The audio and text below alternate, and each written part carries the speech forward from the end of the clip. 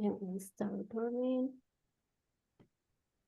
We're gonna wait a little bit because we are early. Let's see what we have in the chat.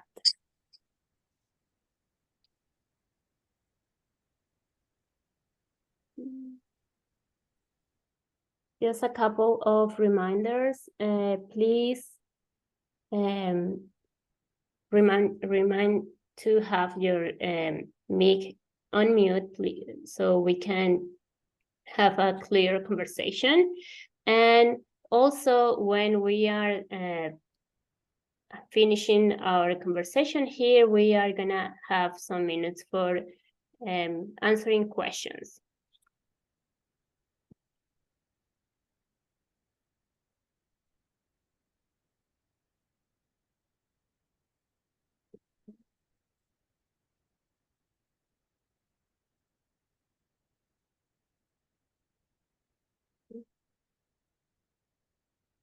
Okay. People are connecting a little bit early.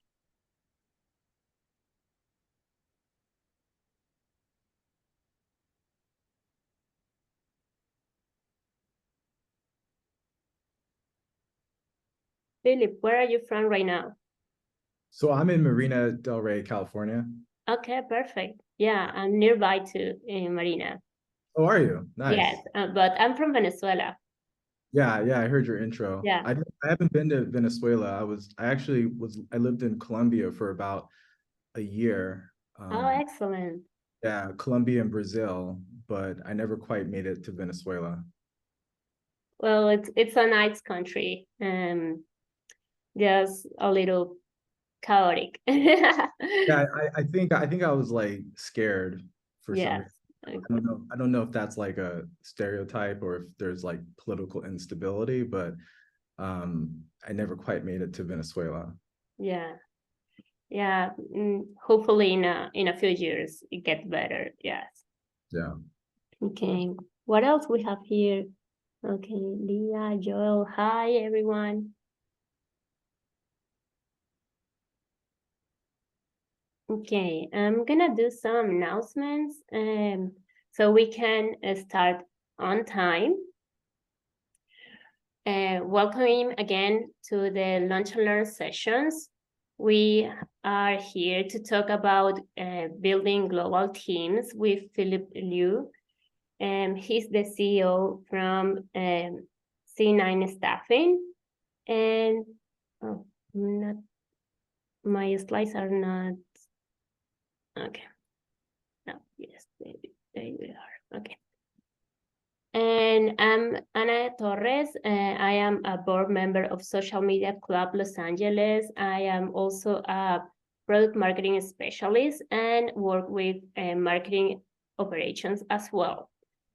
If you want to volunteer in Social Media Club Los Angeles and Social Media International, we are the oldest and biggest network for professionals in marketing, and we are always accepting volunteers.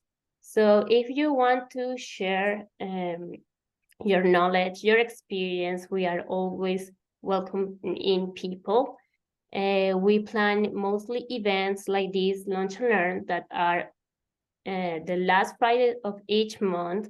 And also we have a happy hour each month. So you can connect, meet with us, and also share your experience. Remember to follow us in our social media accounts. We have Instagram, Twitter or X, LinkedIn. And we also have our a website where you can find out information about us. Previous to start, I want to welcome in to our thanks to our sponsors. They are very great agencies, and we want to also we appreciate the time that and all the contributions that they do. Okay, we are almost in time. As I mentioned before, we are with Phillip Lew. He's an entrepreneur. He's also CEO and founder of C9Staff. It's an agency that hire people from all over the world. And he's gonna talk today about how we can leverage global teams so we can perform better and have a great advantage of what is happening right now in staffing. So I don't know if you want to start. I know that we are a little early, Philip, but I don't want to take much time, so I will let people start hearing about you. All right, well, thank you so much. I'm just gonna share my screen here.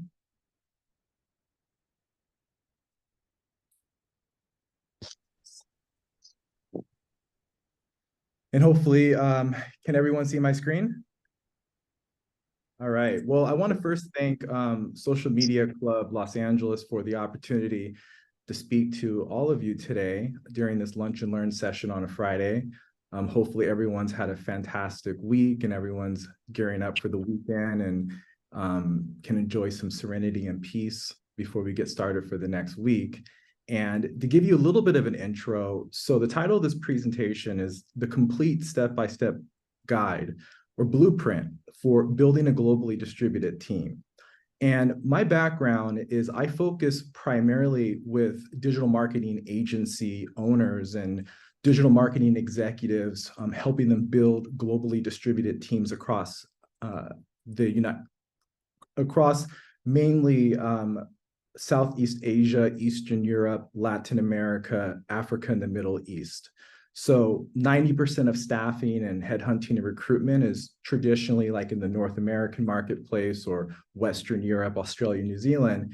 And so I built a company that really specialized on what I felt was a underrepresented opportunity, which is the incredible wealth and talent associated with different parts of the world that are a little bit harder to crack, but if you can get the hang of it, presents an enormous business opportunity. And so even though this presentation is really designed for like agency owners or employers, what I'm going to do is I'm going to talk very broadly and hopefully in a way to where this presentation is of value to every single one of you who's on this call, and that within the depths of the conversation, a enlightenment can take place in such a way to where it will be helpful for you no matter where you are. So if you're looking for a job, for example, I'll talk about some concepts that I think will be valuable for you. If you're just a digital marketing professional, not necessarily an employer, I think this conversation will still be valuable for you. And I'll hold those sort of multiple perspectives in my consciousness as I speak today. So why is this topic important? So why are you here and why are you listening to me? So we exist in one of the most fascinating times in human history. This is, in my view, we are at the precipice of something the likes that our human civilization has never seen before. The rapid acceleration of artificial intelligence combined with globalization, combined with political instability, combined with spiritual consciousness, all converging together, creating a cocktail of uncertainty and fear, as well as excitement. And so I'm going to use Peter Thiel, who's the founder of, if you guys know who Peter Thiel is, he's one of the mafia co-founders of PayPal. And he's in that group of folks like Elon Musk. And he wrote a book called 0 to 1. And what he talks about is sort of this framework or dichotomy of which we can think about business as being monopolies versus perfect competition. And I'm going to have to apologize in advance because sometimes I go really deep into certain topics, and I want to keep this actually very concise because I know that if you have to get back to work or I know we have only a certain period of time. So with monopolies versus perfect competition, what that basically means is that unless your company is a Google, has a proprietary technology, or Facebook, you have a network effect. In other words, you can't compete with Facebook because the amount of users is what creates the value of the product. Or if you're not a Tesla, right, you don't have a certain type of IP or technology. Without certain sort of preconditions in place, having a monopoly is very difficult. In fact, less than 1% of all companies on the planet are monopolies, and they control in aggregate probably about 70 to 80% of global wealth. And that's because building a monopoly is very difficult, and it creates 10x value propositions within a capitalist marketplace.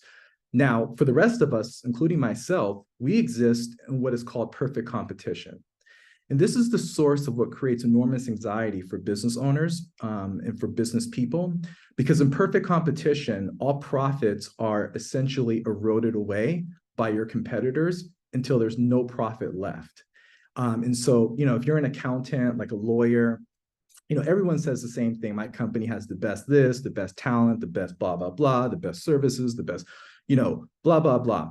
But if you were to ask a group of strangers who are your target market to talk to you and 10 of your competitors, most likely what you think differentiates you doesn't. And more likely than not, your competitors are doing things that outcompete you.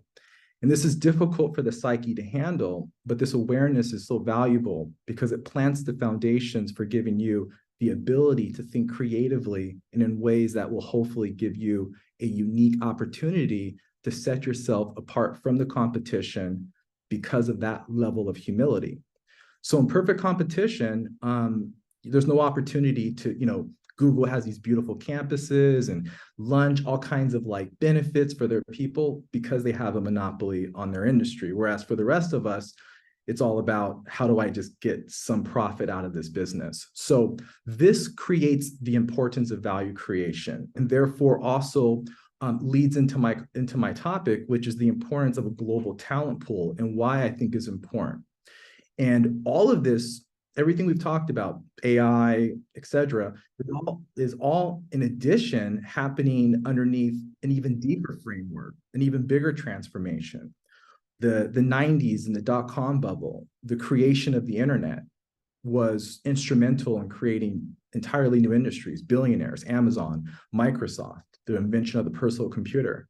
Those things will be nothing compared to the company that crushes it with AI, ChatGPT, for example, $20 billion valuation. Web 3.0, the creation of cryptocurrencies, transforming the internet from one of a web of information to a one of decentralized value and ownership rights. These create opportunities to create the next legion of billionaires and trillionaires.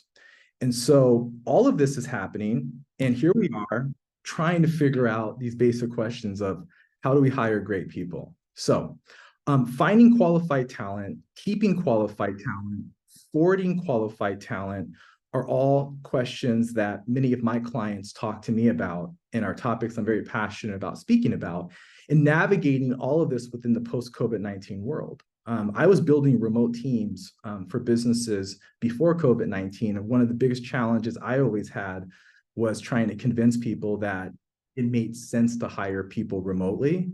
And very few people, well, it was either people were already drinking the Kool-Aid and they're like, yeah, totally. Or they were like, no, they had this old Silicon Valley framework of, we need a big fancy office in San Francisco with gadgets and doodahs and widgets and all kinds of nonsense. And well, not necessarily nonsense, but a different perspective. And what I would always tell people is that's great, but what does that have to do with your customers? Do your customers care how nice your office is? Or do they care about the quality and love and the intensity of value that is embedded into your product or service? So this is a very important question, staying competitive due to globalization. So when I talk about globalization, one thing I'll quickly say here is there is a reason why even companies that are monopolies, like Apple, for example, manufactures their products in China. And it's not necessarily because they want to, per se, but it's because if they don't, their profits will be competed away by other cell phone manufacturers.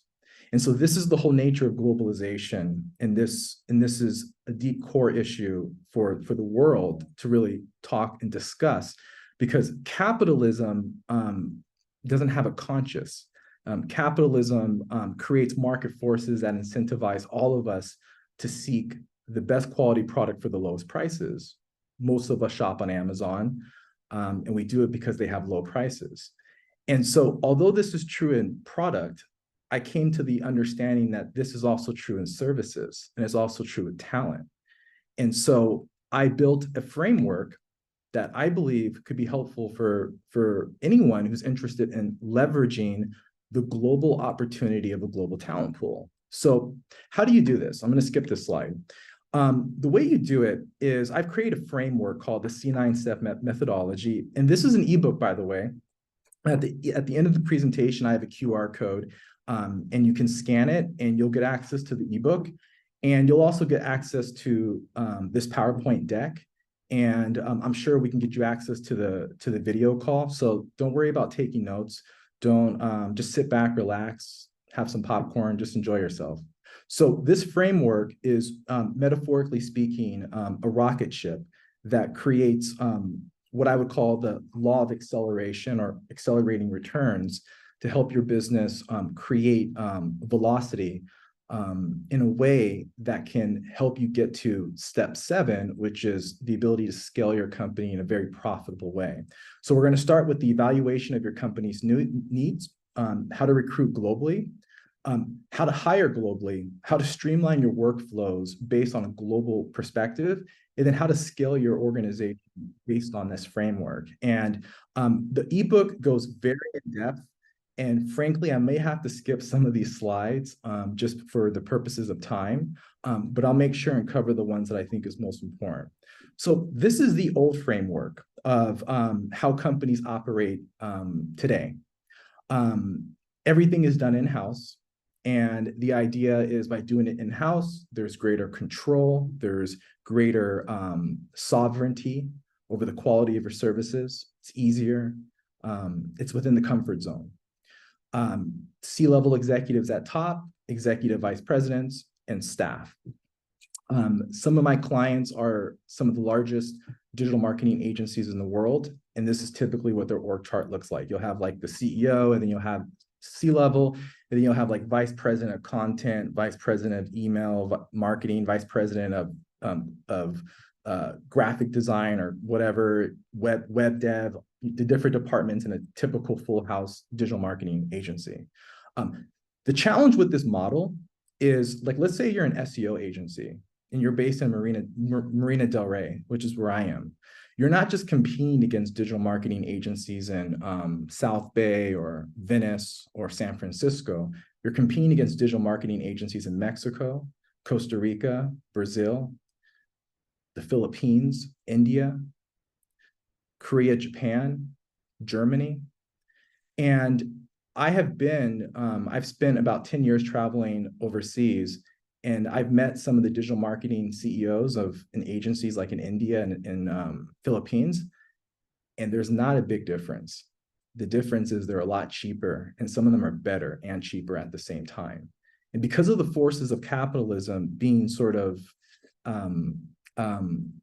capitalism doesn't necessarily care about you as a person. It cares about giving the customer the best product at the lowest price. This traditional org chart presents a challenge as you enter into this constantly accelerating change of the 21st century.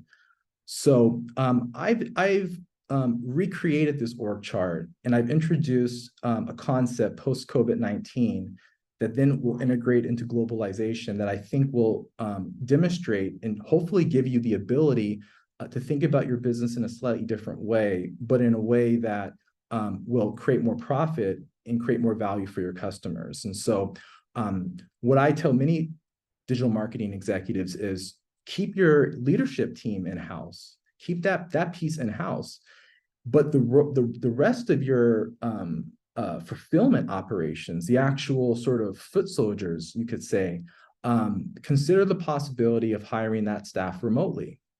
so that you can take advantage of globalization, that you can find incredible talent at very low prices. So that's really step one, is during the evaluation of your organization, take a look at your org chart and say to yourself, hey, what do I really need to keep in-house in the US?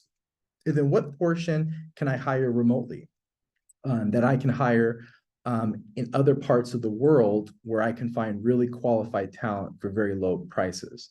And now, although that may sound enticing, actually, before I introduce this, I'm going to give you an example here of sort of like what that could look like in terms of like a operating budget. So, for example, here, this is one of my clients, we're under NDA, so I just put here client X. They have 6 graphic designers, 9 technical web designers. So a technical web designer is someone that's both a designer and a developer. And then they have 6 project managers. And so these guys are in Germany. And so they were paying roughly around $6,000 a month for graphic designers, $4,500 for technical web designers, $6,000 for project managers. With the staff that we deployed for them came in at around $2,000 a month for graphic designers, $2,000 a month for technical web designers, and $2,500 for project managers. And that created a savings of about $4,000 a month per graphic designer, $2,500 a month for technical web designers, $3,500 a month for project managers.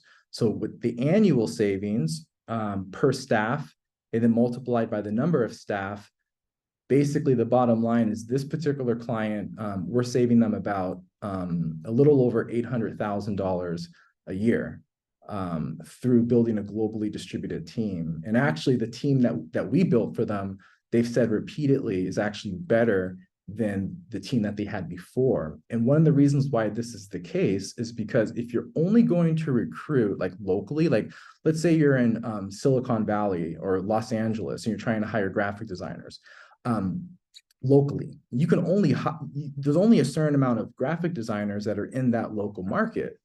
And what makes it even more challenging is that you have to compete against other employers who are also looking for that same talent. Whereas if you hire globally, in other words, you consider 35 other nations, which I've identified, the 35 best nations to hire from that have the best sort of golden ratio between quality and price. It increases your ability to find the most qualified talent by a factor of 100x. And in addition to that, you can also find more specialized talent. So for example, like if you need to hire, let's say, not just like a WordPress developer, but you need like a full stack developer with Shopify experience who has worked with A-level clients. In other words, they have on their resume or their portfolios clients like Disney or Pepsi, because that's who your clients are. Finding someone like that in Los Angeles or Silicon Valley, you're $200,000, $300,000 a year. Whereas if you open it up to a global talent pool, especially with COVID-19 and everyone doing remote, you can find someone just as qualified for literally 20% of that cost, and sometimes they're even better. So this is what I talk about when I say leveraging the power of a global talent pool. Okay, so let me keep going here. All right, so that's step one, just kind of thinking about your organization and considering what opportunities are available for you to potentially outsource or to hire remote, and which ones you want to keep in-house. Step two in this process, so this is the orange portion of my methodology, is to then think about where does it make sense to hire? Like, okay, Philip, fine, I agree with you, or I'm open to the idea, like, I need to hire whatever, or I want to look at some different global markets. Well, what global markets make sense? So I have identified about 35 countries across 4-5 global markets that make the most sense. And so, and if you want I don't have it in this presentation, but if you want it, just you can shoot me an email. I'll give my email at the end of the presentation, and I'll send that over to you. Southeast Asia, so markets like the Philippines, Thailand, Vietnam. Central and South America, markets like Mexico, Costa Rica, Brazil. The Middle East and Africa, Eastern Europe. All of these places have specific countries that are really good for hiring remotely. And this is where you want to start. And once you get a sense of where in the world you feel comfortable, like some people, they're okay going anywhere. Other people, for whatever reason, they're like, yeah, we want to stick with like South America or Central America or Mexico, which is technically North America, right? Or they'll want to just focus on like the Philippines or just India for whatever reason, right? So there's a lot of different options there. And the idea for this presentation isn't to necessarily know exactly which one is the right fit for you, but to broaden your consciousness as to the totality of possibilities available to you for consideration. Other points for considerations during step 2 of this process. So this is the recruitment process. Step 1, we talked about what the framework looks like and why it's important, big picture, macro. Step 2, now we're drilling down into, okay, how do we execute a recruitment strategy? You need to think about several things. And I'm going to go based off of primary direct experience. So this isn't like book knowledge. This is just having deployed several hundreds of people this year, what I've come to conclude based on that experience. Number 1 is reliability. Is you need to really make sure that these people have what's called integrity. And integrity is actually a very loaded term, and it means different things to different people. And for me, what integrity actually means is that you actually know yourself. And that's a very different definition, because someone can say, yeah, I want to be a free, yeah, I know I said I'm a freelancer, but I really want to work for your company, Philip. It's, you know, like I really want to do it. And then you give them a full-time job offer, and then 3 months down the line, the sadness in their heart cannot help but cry out, because they didn't have integrity with themselves. They lacked what I would call self-awareness. And this is so important. And you know, Warren Buffett, I think, is also famous for saying, you know, you can hire people who are smart and brilliant, but if they lack integrity, which again, my definition is self-awareness, then the other two can kill you, because then they'll start, you know, having passive aggressive behavior, creating a toxic work environment. So reliability is very important. Integrity is very, very important. In fact, I would say it's the most important thing. Number 2 is humility. Humility is very important as well, because very oftentimes, especially working with freelancers, especially the ones who are very specialized, like ASP.NET developers that I've dealt with, or engineers and just software engineers, those types, artificial intelligence developers, those kind of machine learning specialists. The amount of ego is quite remarkable. And I understand, and it actually makes sense, because they did something very smart. There's a reason why a heart surgeon makes 3 times more than a general physician, right? And that's because the degree to which you specialize is the degree to which you can create larger and larger amounts of disproportionate profits compared to your competitors, which is great. But also, it's rare to find someone who's highly specialized, highly competent, but also very humble and very grateful and very thankful. So these are things that I like to look for in an interview. When I interview folks for my clients, these are the kinds of things that are important to me. Credentials and background checks, very important. When you're hiring in like in North America, like a traditional staffing agency, like you're hiring from like Western Europe or the US, a lot of that stuff is easy to do. But if you're hiring from like Africa or India or the Philippines or Thailand or Vietnam, this stuff becomes very, very important, because many people lie on their resumes. Many people distort their job experiences and their achievements, which is understandable, because this is the nature of the world that we live in.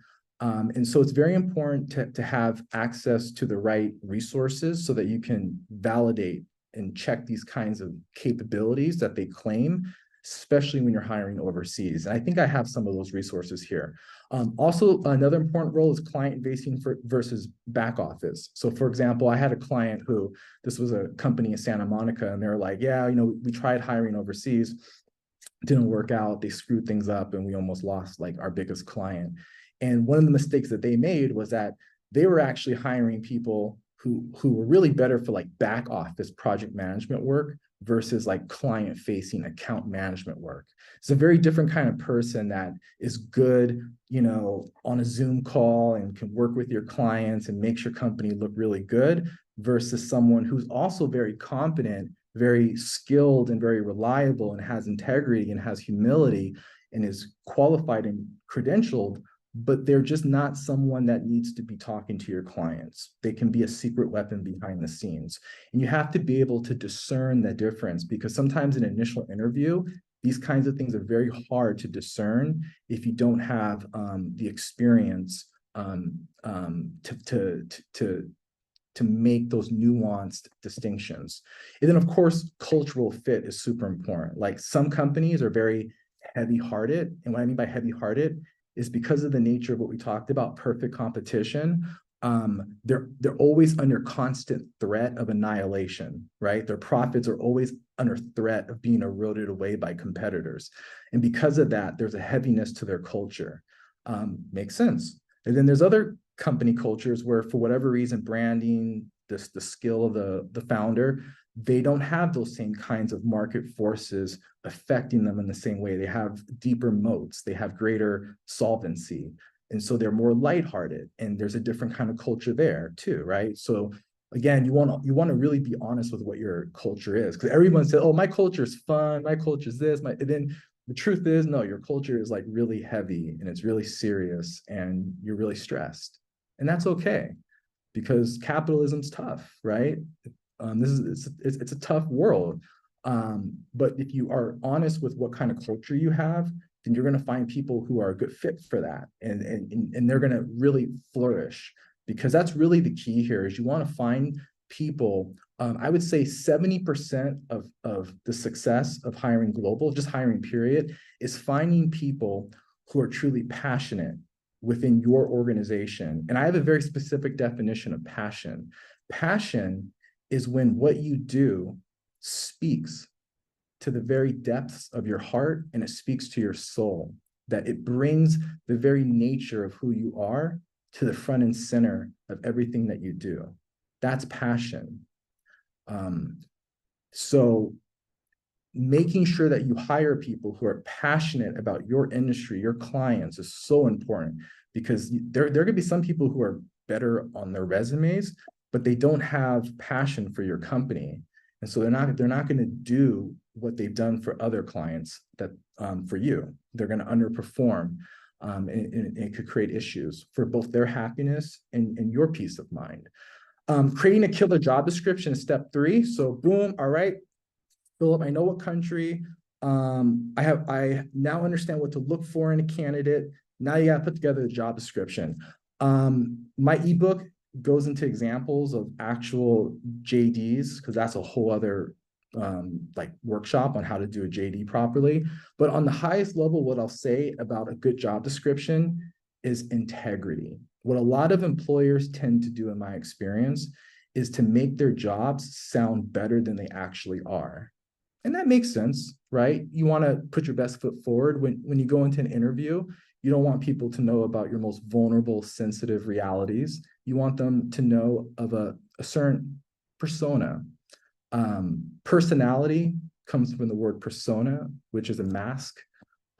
So a personality isn't actually real. It's a creation of ego. And so we all do this, right? We all like to put our best foot forward. But the way I actually do job descriptions very differently. I get rid of personas and egos, and I go with heartfelt truth. This is what we're looking for. This is who we really need. These are our challenges in our company. This is why we need someone like this. And if you're that person, please come, because that adds a dimension of quality into your candidates that is impossible if you don't have that level of self-awareness. Job posting. So now you have your JD done. These are some different platforms of where you can recruit from. Upwork is great. They take a big percentage and you're forced on the platform unless you violate their terms and you steal them, which people do. Freelancer.com, same thing. Onlinejobs.ph is great for the Philippines. Same thing as Upwork. They're going to want a percentage. Monster is great. It's a direct platform where you can actually directly hire people, which gives you the best savings. But the challenge with Monster is they're quite expensive. It's like a $5,000 or $6,000. And also when you're hiring globally, it's another challenge. Like if you're just hiring the US, you know, I mean, between LinkedIn, pay-per-click, Indeed, pay-per-click, and Monster, that's already thousands of dollars, right? Now imagine trying to do that for 35 countries around the world. So that's one of the challenges. And so in my company, we've actually purchased all the recruitment platforms for all 35 countries around the world, so we can streamline the process for you. However, you can also 100% do it on your own. 100% do it on your own. And you just have to find the right website and come to be at peace with what their terms are and do what you need to do. Okay, candidate evaluation. So now you've done the work of recruitment. Now you have candidates, right? How do you evaluate like the good from the bad? When you have the ability to hire from 35 countries, it's a double-edged sword, because on the one end, you now have the ability to 100x the number of qualified candidates. And you can diversify your service capabilities. You can hire all kinds of superheroes. Like it's incredible what's out there, especially from countries where they have to work a little bit harder to have the same opportunities as us Americans. It's kind of like the immigrant mindset, right? So incredible talent, but also sometimes having too much options can create analysis paralysis, and actually the double-edged sword is in it kind of, hit you back, right? So you want to have a focused strategy, number one. Number two is you want to have like immediate disqualifiers. And again, without doing a whole workshop on how to evaluate candidate resumes, things like that, I'll just say very simply, do they use your first name on their cover letter? Do they mention your company name? Do they customize the cover letter? Is there a sense of sincere humility and earnestness to why they want to work for you? Or are they treating you like one of 100 companies that they're just applying to?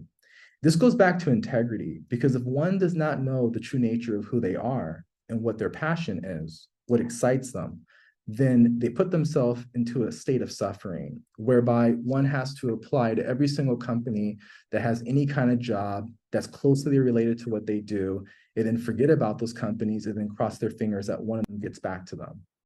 And I was like that in college, right after college. And many of us, I think, can understand the depths of how challenging that is, right? You don't want to hire someone like that. You want to hire someone who knows who they are, is passionate about what they do, and is passionate for your company. And so the cover letter is a great way for you to test that out. CV and resume, increased levels of capabilities, responsibilities, client examples that are equal to your clients, that kind of thing. And portfolios is a whole other topic of how to evaluate like a graphic designer portfolio, because a lot of this comes down to there's no one size fits all, right? Again, it's like for example, like one of our clients was the second largest digital marketing, the second largest digital marketing agency in China. And they're actually, we don't have NDA, so this company is Highlink. They're the second largest digital marketing agency in China. And the CEO of their North American operations hired us to hire some folks for them. And I actually had a lot of learning from that client, because when you're working with like Disney and like Pepsi and like really classy brands, the portfolios of the candidates that you need to hire is completely different than when you're working with like small businesses. And that isn't to say that one's better than the other. It's just that with all respect, I think we could all say that there's different leagues in business, and the kinds of agencies that are working with Disney are in a different league than the kinds of agencies who are not.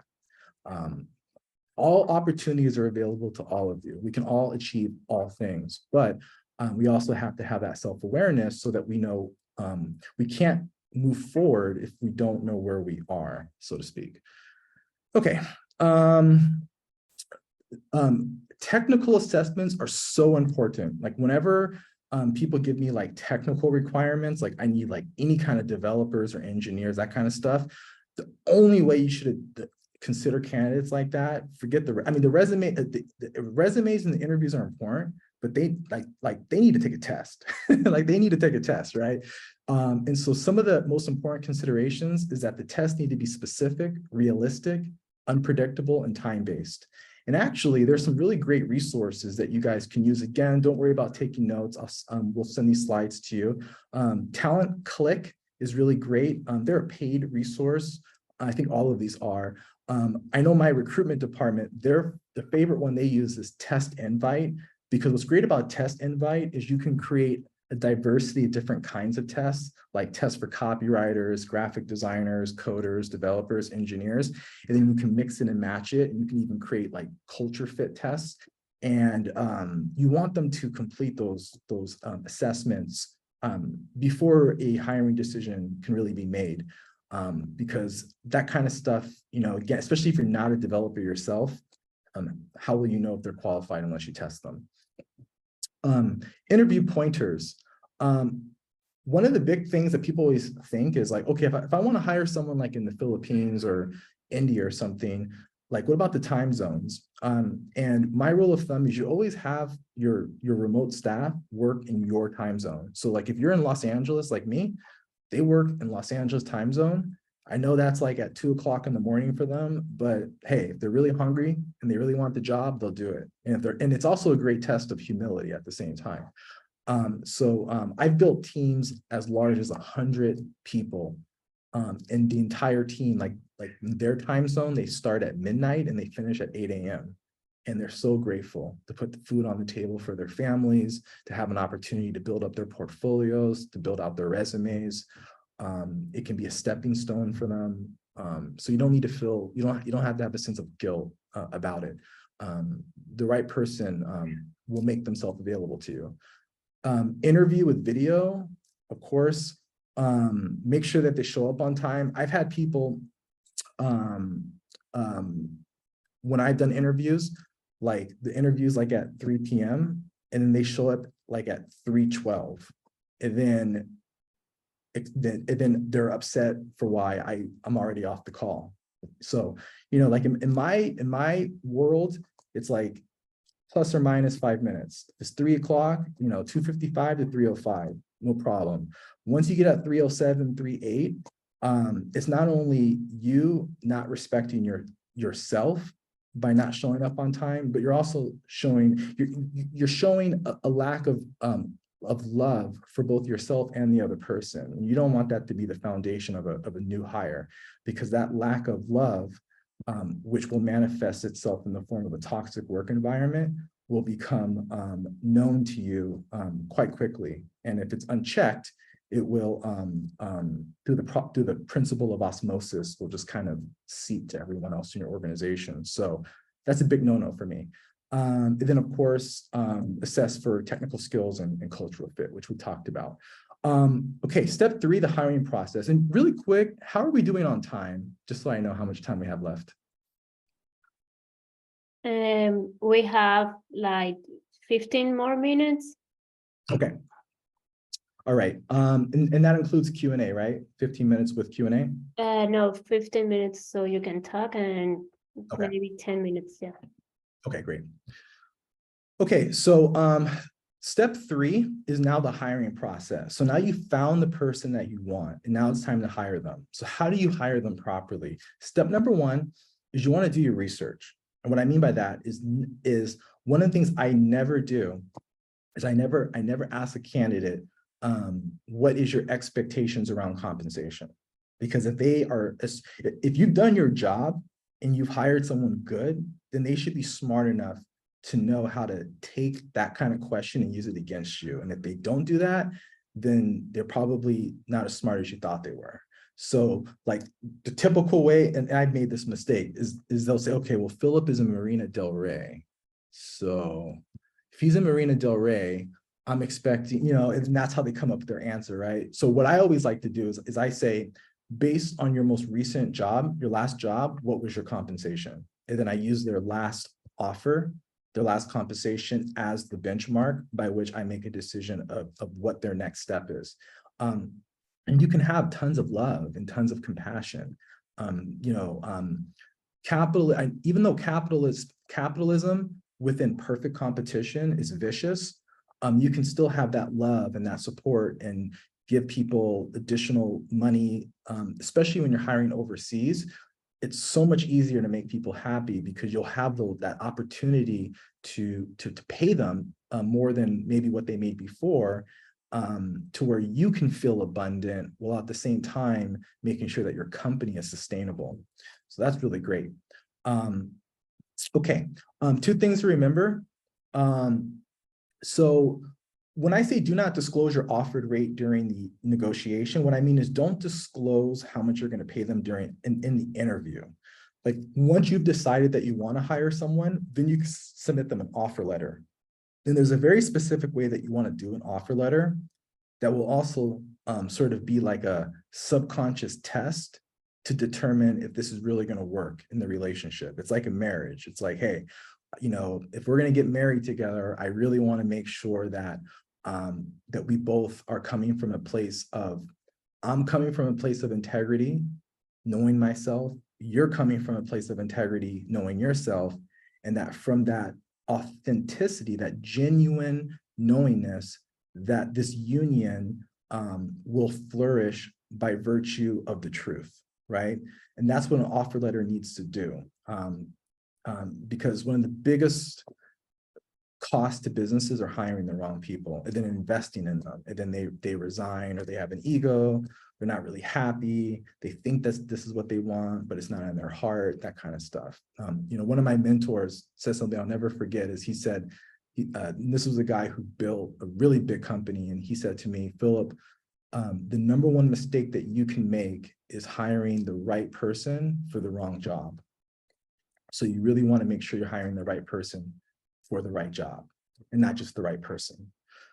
In the negotiation stage from a position of strength, I would actually change that. I know my team likes to do that, the recruitment department. But if they were and I'll probably talk to my recruitment team, because I would actually change that and say, in the negotiation stage from a position of love, is the right answer to that. Okay, elements of the job offer. Make sure the position that you put on your job offer is the same position that you discussed on the interview, because a lot of employers make this mistake, and from a candidate perspective, they could feel like they're already getting kind of like molested, to use kind of a weird word. They were promised one thing and now they're already kind of feeling used and abused. And you don't want that kind of toxic relationship with candidates. And I use this kind of language because this is the true nature of what's actually happening for many people. How many of us have, worked for a company for how many years, and then they just fire us, or they never give you a promotion, right? That's what I mean. And it creates trauma, and you don't want that kind of karma in your company. So you want to treat people right, and you want to come from, that's what I mean when I say come from a place of love, is to come from a place of integrity. Employment capacity, so I would change that too, and I would actually say it's more about, give them a sense of what kind of future they can have. Like, is this just a job where they're just going to have the job and that's it, and there's no other growth opportunity? That's okay. Nothing wrong with that. Many of my jobs, I don't have $1 billion company, so I can't promise someone like one day you'll be senior vice president of this and that. I'm just not that big yet. But what I make sure is I don't give people the impression that they're going to have amazing growth opportunities when they won't, because then I'm not coming from a place of love. I'm coming from a place of selfishness. So that's what I mean. You want to be honest with people. Their start date, and then their work schedule, and then what the expectations are on that work schedule. You know, like every employer is different. Some employers are very religious with how they like to do things. And when I mean by religious, I mean very specific and uncompromising. And then there's other employers who are very open and flexible with how they work. And so either one's fine. There is space for all possibilities. You just have to be honest and come from a place of integrity. And this, by the way, you hear me use this word over and over again. I will tell you that when you do it this way, small hinges swing big doors. When you have this kind of love and integrity with your people, they will die for you. Not literally, but they will work so hard because you're giving them the love that maybe they've never received from anyone. So it's so valuable, so valuable. Okay. I'm gonna skip this because I always run out of time. So these are some online document sharing resources for doing the contracts. Again, I can send this to you guys, and during Q&A if you have questions about how to hire people like legally. I always hire people as independent contractors and 1099 them. Talk to your accountant. I'm not an accountant. Okay, and again, these are some traps to avoid, like hiring people who like you hire them full time and treat them as an employee when they really want to be their own boss, or frankly, they want your job, or they want to have a company like you. That kind of stuff, you got to be really clear about that stuff up front, because it can create problems down the line. Hiring people without a background check and then not having like clear KPIs of what you're expecting. Okay, I'm going to skip this. Step 4 and 5 basically is how to manage teams remotely. And again, this is another like workshop on how to do like project management, like how to give projects to people overseas remotely. My chief operating officer who works for me, she's really good at that. So I can always, if you guys want, I can always, we can come back and she can talk about that kind of stuff. What I'll just say on a very high level, super high level, is use a good software tool. We use Basecamp. That's what we love to use. Asana is another really popular one. Trello is another popular one. Zoho, pick your poison. Dropbox for managing documents. We use Dropbox. Some of our clients like to use Box. There's other services out there. Time tracking, so important, so important. I have tried every single time tracking software in existence. The best time tracking software that I can recommend to you is Hubstaff. Really great. I think they're like $7 a month per user. And they have so many features, and like you can really see what your people are doing. So important. The difference between hiring people without time tracking versus with time tracking is it's like, there's a reason why civilization, like we have to have a police force. Without a police force, everything breaks down, right? It's just the nature of human beings. We're like, that's just how we are. So you want to monitor people. Account manager, I'm going to skip this. Okay. So again, just to kind of recap where we are, step 1 is you have your framework. You've thought about what positions make sense to hire remotely and what positions you want to do in-house or in the US. Step 2 is you think about your recruitment process and you go through the recruitment process. Step 3 is the hiring process. Step 4 is how to do project management. And then step 6 is just scaling. So you do all this, like what's the benefit of this whole thing that we're talking about here? And I would say there's 2 really big benefits. Number 1 is that you can increase your client fulfillment capabilities. So what I mean by that is if you want to scale your agency, and don't think that because you're a service-based business, you can't scale like in the same way that a software company can. One of my good friends, CEO of Hawk Media, digital marketing agency in Santa Monica, the guy is a monster, and he's able to get valuations for agencies. He's able to buy agencies and then scale them up in ways that the prior ownership doesn't know how to do, and then resell them. Like he flips agencies like you would flip a house. It's like, so don't underestimate the power of scale. And just like in order for Apple to be able to provide iPhones to everyone on the planet, they have to outsource it to China. Likewise, by leveraging a global talent pool, you're going to give yourself the ability to scale your organization without putting your business future at risk. Because when you have 50 people on your payroll that you're paying $250,000 to a year, very tricky, because if your clients cancel, you're constantly under threat, and that's no way to live, right? So this is why my methodology is designed the way it's designed. Then number two is also diversification of service offerings.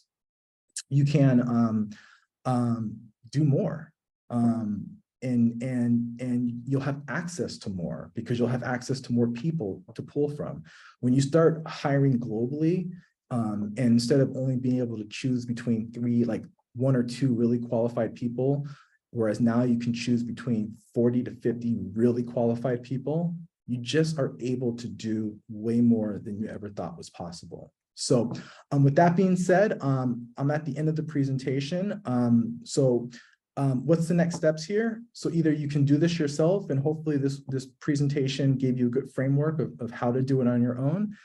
For those of you who are interested to learn more about what we do, at C9Staff, which is my company, this is basically what we do, is we provide staffing, recruitment, and hiring capabilities for our clients. And so the way I always like to explain our business, to use a metaphor here, is this building on top here, this is your agency, this is your organization. Your clients are interacting with you. They don't even know we exist. This is sort of the conscious mind, if you will, of your business. We're underneath, we're your unconscious. We are this invisible organization that is providing you all kinds of talent and staff and new abilities for your organization that before you were unaware of, that you were unconscious of. All of that is connected through an account manager that we provide you. So we do the hiring for your roles, the recruitment, the hiring, the project management, the training, payroll. We can do it. We can do all of it for you, or we can just do certain portions of it for you, depending upon what your needs are. So it's completely end to end, or we can provide certain portions depending upon what your expectations or needs are. And we have the experience and the expertise, and we have incredible cost savings. We're not as inexpensive as if you were to do it on your own, which is the case for every business in every industry. If you're more of a do-it-yourself person, then I would recommend download the ebook and go through the modules in more detail and just kind of work on it. Or if you want us to just do it for you, we can do that as well. And if you're interested in a free consultation, I have here a QR code for my team, as well as a QR code to download the ebook, which is it's about a 50-page ebook, and it's the same exact thing as this rocket ship, except it's like it really enumerates every little thing, like how to do the job description, how to set up Basecamp, how to create workflows.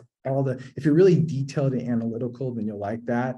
If you're more like me, where you're just high level, then you're probably good to go already. So with that being said, I'm all done. And again, I want to thank you for this opportunity to speak to you. And I hope this was of value for you and for everyone who is watching. Amazing. Thank you, Philip. That was awesome. I mean, very valuable information here, and we really appreciate it. Now, if someone has some questions, this is the moment, so we can have the space to do it. Let me see through the chat. There's some comments here. Helpful. Thank you. Your time. Perfect. Thank you. Okay. Well, I do have some questions, actually. So I wanted to ask about if there is any type of jobs or titles that are more willing to work remotely. So agencies can have that in mind.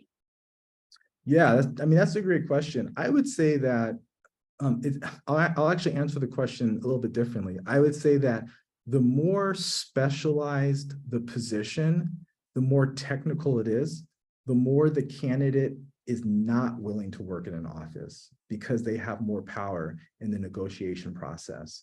So it's a very interesting thing where, like, if you are, like before I did digital marketing, I built a call center in the Philippines. And back in those days, like, if you need a customer service agent in the Philippines, it's like the easiest thing to find that. And because it's so easy, the employers have all the power.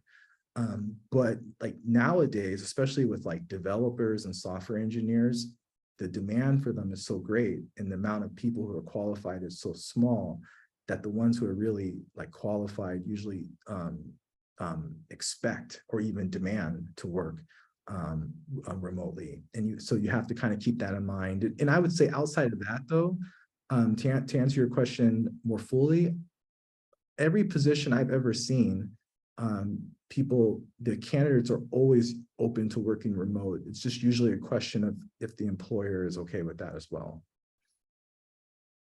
Great, thank you. And we have a questions in the chat. Mari's asking, are you using any AI tools to make this process more efficient and cost effective? That's a great question. So, yeah, we actually are. So, we use ChatGPT, and I have a little pet peeve here because ChatGPT is not really artificial intelligence.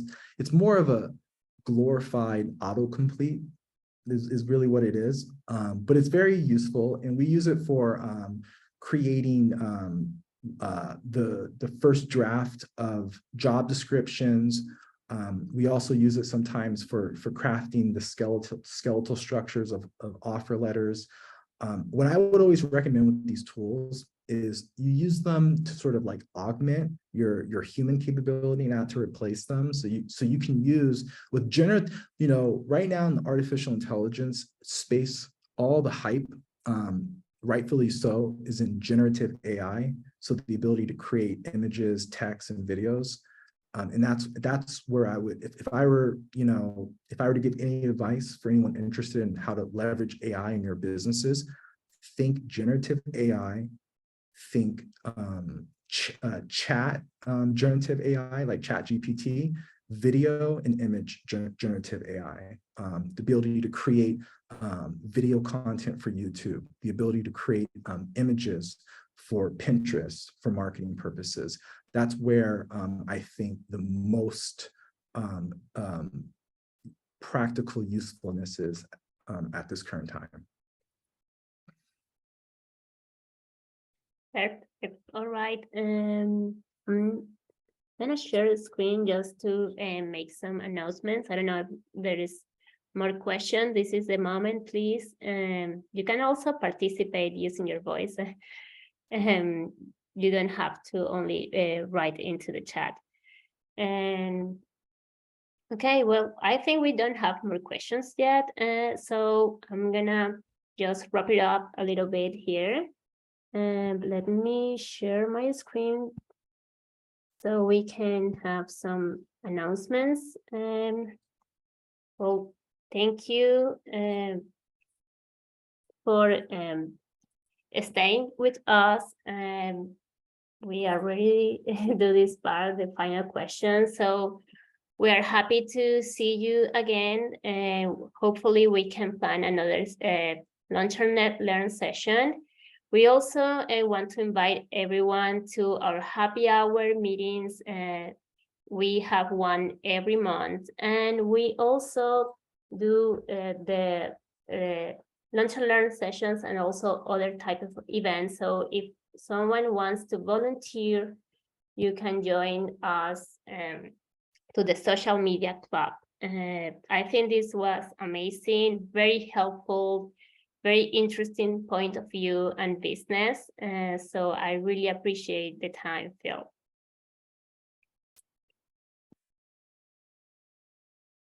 Any final thought you want to share, Phil? I would just say, for all of you who are on this call, I hope that this presentation was valuable to you. My email address, if anybody wants to reach out to me and connect, my email is Phillip with 2 L's, PHILLIP at C9Staff.com. And that's C as in cat, the number 9, STAFF.com. And I wish everyone a prosperous, abundant career and success in their chosen occupations. And I guess my last and parting word would be to make sure that you live from the place of integrity and that what you do is truly what you're passionate about. Thank you. Yeah. Well, so I'm gonna close the meeting now. Thank you, everyone. We will share this presentation as well into our social media, and so you can rewatch all the session. Okay. Thank you, everyone. Bye. Have a great day.